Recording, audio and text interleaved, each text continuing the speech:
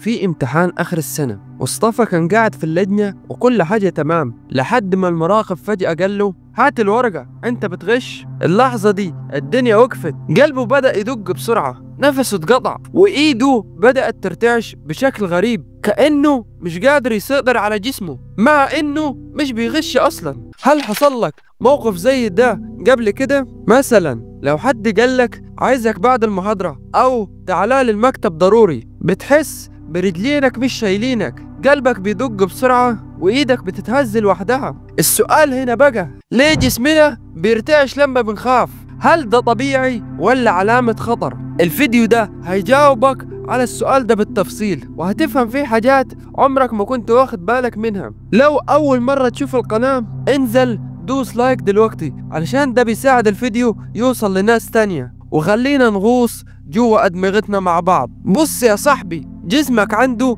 نظام أمان مبرمج عليه من يوم ما اتولدت، كأنك حاطط منبه جوا دماغك. أول ما يحصل حاجة غريبة دماغك تفسرها على أنها خطر. المنبه ده بيرن في جزء صغير جدا اسمه اللوزة الدماغية، دي بقى عاملة زي كشاف الإنذار اللي بيفلتر كل حاجة حوالينك ويقول لك في حاجة غلط، اتصرف بسرعة. سواء حد زعقلك أو عربية كانت هتخبطك أو حتى شفت حلم مرعب، اللوزة الدماغية بتبعت إشارات بسرعة الصاروخ لأماكن تانية في المخ والجسم وتقول لهم استعدوا، احنا في حالة طوارئ. طيب ايه اللي بيحصل ساعتها؟ ضربات قلبك بتزيد، النفس بيبقى أسرع، الدم بيتوزع أكتر على العضلات، والعضلات نفسها تتشد علشان تستعد للهروب أو المواجهة، وده اسمه علميا fight or flight، أي بمعنى استعد للهرب أو القتال، بمعنى إن جسمك بيديك قوة زيادة، طاقة سريعة، تركيز عالي،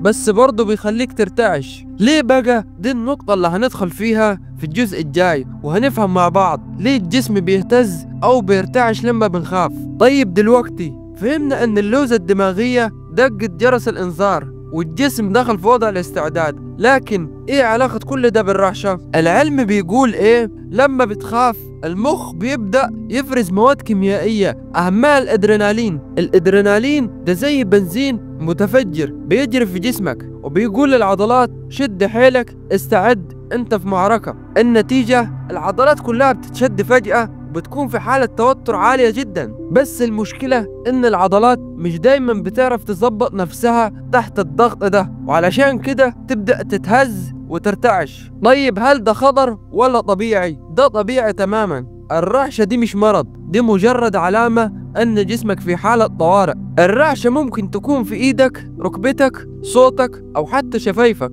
وساعات بتبان في مواقف تافهة زي مقابلة شغل، اول مرة تطلع على مسرح، او لما تقول لحد انا معجب بيك. طيب هل ممكن نتحكم فيها؟ بنسبة كبيرة ايوه. لو دربت نفسك على التنفس البطيء جسمك بيبدأ يهدى، واهم نقطة، كل لما بتتعرض لمواقف خوف كتير جسمك بيبدأ يتعود والرعشة بتبقى اقل واقل. لو وصلت لحد هنا يبقى انت من الناس الفضولين اللي بيحبوا يفهموا جوا دماغهم، فما تحرمناش من دعمك ودوس لايك دلوقتي. هل الرعشة مفيدة ولا مضرة؟ بص بقى، الرعشة في حد ذاتها مش مرض، لكن سؤال مهم هنا، هل الرعشة دي مفيدة ولا علامة خطر؟ امتى الرعشة مفيدة؟ لما بتخاف جسمك بيحاول يجهزك لأي رد فعل سريع. الرعشة دي معناها إن العضلات وصلت لأعلى حالة تأهب، وده في بعض المواقف ممكن ينقذك حرفيا. زي مثلا لو حد حاول يعتدي عليك، لو فجأة عربية طلعت عليك، لو كنت في موقف لازم تتصرف فيه بسرعة. فالرعشة هنا جزء من رد فعل سريع جدا، يعني الجسم بيقول لك أنا جاهز، بس القرار عندك. طيب امتى الرعشة تبقى خطر؟ لو الرعشة بتيجي من غير سبب واضح، أو بتحصل بشكل متكرر جدا، خصوصا من غير أي مواقف خوف أو توتر، أو لو بقيت مستمرة حتى بعد الموقف ما يخلص، ساعتها ممكن يكون في حاجة اسمها قلق مزمن، نوبات هلع أو اضطراب عصبي. ساعتها بننصحك أنك تستشير طبيب نفسي أو أعصاب علشان تطمن على نفسك. الرعشة مش دايما من الخوف، ممكن بتحصل بسبب الإرهاق الشديد، نقص فيتامينات زي B12، انخفاض السكر في الدم، أو حتى قلة النوم. فمش كل رعشة خوف، ومش كل خوف مرض. تعالى كده نفتكر شوية مواقف مش لازم تكون مرعبة، بس برضو بتحس إن جسمك بيهتز فيها من غير تحكم.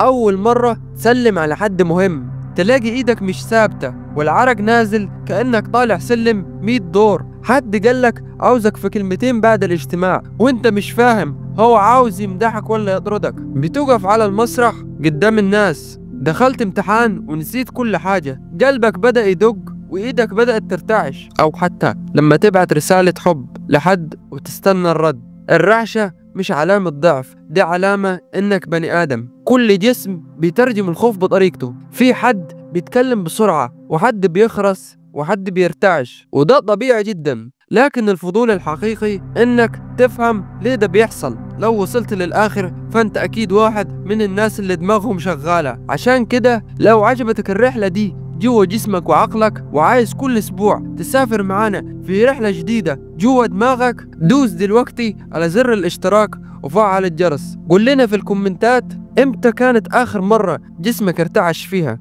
مين أول حد هتبعت له الفيديو ده وتقول له دي جوا دماغك بالظبط. استنانا في الفيديو الجاي وهنسألك سؤال جديد: ليه بنحس إن الوقت بيعدي بسرعة وإحنا مبسوطين؟ وليه بيكون بطيء وإحنا زهقانين؟